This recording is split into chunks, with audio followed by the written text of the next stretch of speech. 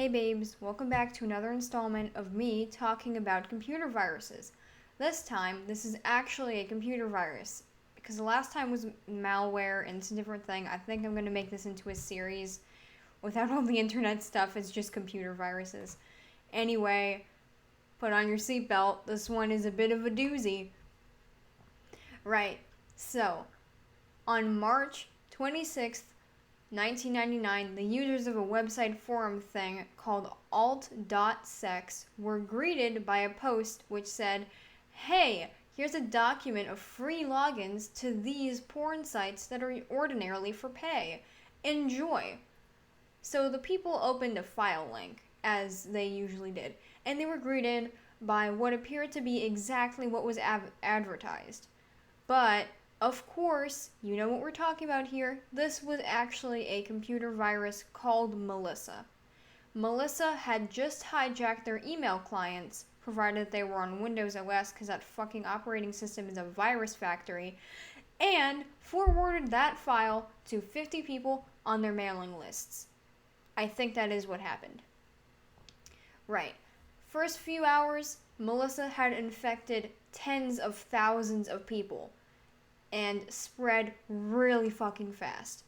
By the time everything was said and done, it had overloaded the email servers of over 300 corporations and even led to the shutting down of some of those servers. It had also slowed internet traffic in some places to like a crawl, as it was called on my source website, and just generally fucked shit up. Thankfully, it only took a few days to get most things up and running again, but it did take a little bit more time for all the infections to be purged. And soon, the virus part was over. Now, you might be asking why this whole thing happened and who made it. Well, the purpose of the virus wasn't to steal any information or stuff like that. I think it was generally just to screw things up, but I really don't know. I did some Googling, but couldn't find out why it happened. So I'm just gonna kind of tell you what I know. As for the guy who made it, he was actually caught this time. I actually know for a fact that he was caught.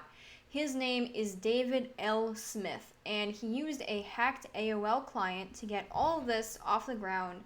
So, with help from an AOL employee, or spokesperson, I don't know, the FBI and New Jersey police collaborated and managed to find the guy. He was arrested on April 1st of 1999, which was literally a week after his virus had launched.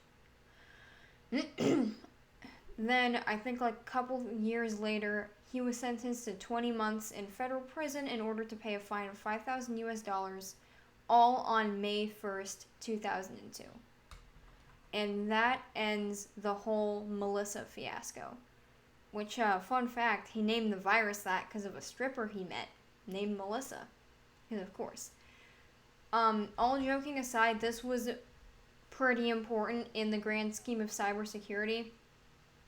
Because from what my source tells me, this got people thinking more about viruses and just general things like that.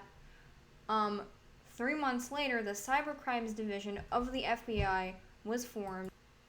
And I'm not too sure if it was because of Melissa specifically, but I do know that that's what happened, and now we're here, 2021, and that is the end of our story. Thank you for watching, and remember to stay safe on the internet. Next episode is probably going to be about a more modern virus. So, yeah. See you tomorrow.